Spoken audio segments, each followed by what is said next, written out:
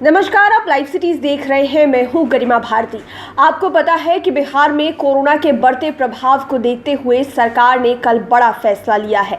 30 अप्रैल तक के लिए धार्मिक स्थलों को आम लोगों के लिए बंद कर दिया गया है। दुकानों को 7 बजे तक बंद करने का आदेश दिया है और 18 अप्रैल तक के लिए शैक्षणिक संस्थानों को भी बंद कर दिया है। और एक बात जो बहुत जोर देकर कही गई है वो ये है मास्क का उपयोग, सोशल डिस्टेंसिंग और उसके साथ साथ बाहर से आ रही जितनी भी ट्रेनें हैं, खासकर महाराष्ट्र से आने वाली ट्रेन, उनका जांच कराया जाएगा। और आपको पता है कि इन दिनों फिर से प्रवासी मजदूर जो हैं वो वापस अपने राज्य बिहार आ रहे हैं, क्योंकि महाराष्ट्र में खासकर कोरोना का प्रकोप जो है वो सबसे ज्यादा दिखाई दे रहा है पूरे भारत में।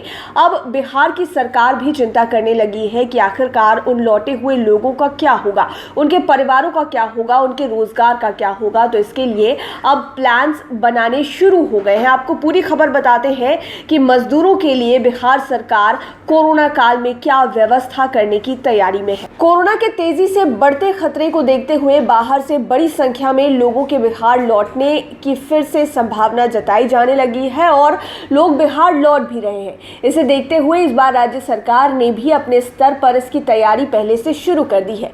विकास आयुक्त आमिर सुबहानी ने बैठक करके इससे संबंधित कार्य योजना तैयार करने की कवायद शुरू कर दी है। सभी संबंधित विभागों से कहा गया है कि वे अपने यहाँ रोजगार के अधिक से अधिक अवसर का इंतजाम करें। इसके लिए आंकलन करके रखें और जैसे जैसे लोग यहाँ आएंगे उन्हें जरूरत या उनके स्किल के मुताबिक रोजगार मुहैया करा दिया जाए। इसमें खासतौर से ग्रामीण विकास विभाग, ग्रामीण कार्य विभाग, पथ निर्माण विभाग, जल संसाधन विभाग, भवन निर्माण विभाग समेत ऐसे अन्य विभाग शामिल हैं। पिछले लॉकडाउन के अनुभवों के आधार पर इन्हें रोजगार के अवसर अधिक से अधिक उपलब्ध करा कर रखने के लिए कहा गया है।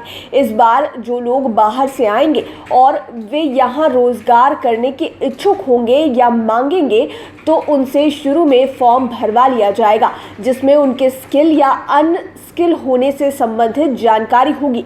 इस आधार पर उन्हें रोजगार मुहैया कराने में सहूलियत होगी। राज्य सरकार उनके स्किल के आधार पर उन्हें रोजगार मुहैया कराएगी। जो व्यक्ति हुनरमंद नहीं होंगे तो उन्हें सामान्य स्तर का रोजगार उपलब्ध कराया जाएगा। इसके लिए भी सभी संबंधित विभागों को अलग से व्यवस्था करने के लिए कहा गया है। साथ ही सामान्य वर्ग के रोजगार भी अधिक से अधिक संख्या में खोज कर रखने के लिए कहा गया है, ताकि किसी को इसके लिए ज़्यादा इंतज़ार नहीं करना पड़े। रजिस्ट्रेशन कराने के साथ ही उन्हें इसे उपलब्ध करा दिया जाएगा। हालांकि रजिस्ट्रेशन समेत अन्य सभी प्रक्रिया अभी शुरू नहीं हुई है, इसके लिए बाद में घोषणा की जाएगी।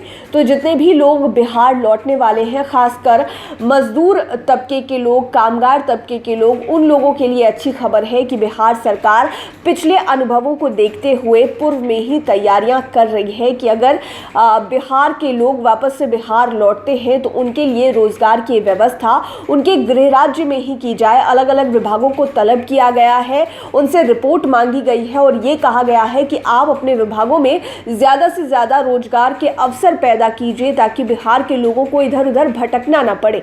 और जो भी लोग, खासकर जो मजदूर हैं, वो ट्रेनों से लौट रहे हैं वापस बिहार, उन्हें काम के लिए ज़्यादा चिंतित ना होना पड़े। उनके राज्य बिहार में ही सरकार उन्हें रोजगार मुहैया कराएगी। फॉर्म भरवाया जाएगा जिसमें उनकी जानकारी रहेगी। आपको पता है कि बीते दिनों ही सरकार ने डेली वेजेस बढ़ाए हैं। जो स्किल्ड लेबर्स हैं, अनस्किल्ड लेबर्स हैं, सेमी स्किल्ड लेबर्स हैं, उनके लिए अलग अलग व्यवस्था की है, अलग अलग उन्हें पगार दी जाएगी।